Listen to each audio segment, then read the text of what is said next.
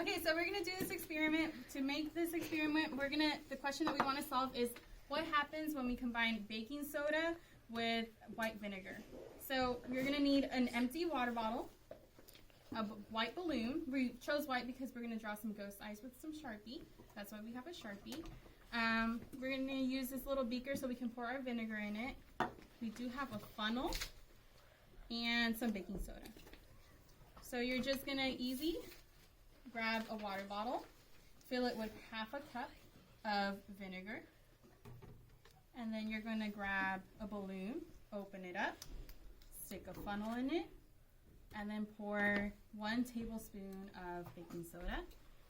And then, here comes the fun part, you're going to take your water bottle and carefully place your balloon on it without dumping the powder in it. So, it's a little bit tricky. Okay. And when you're ready, you're going to pour the powder.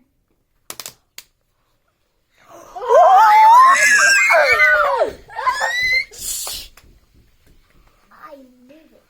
My prediction was right. Me too. Explode. Me too. But you have a balloon in there.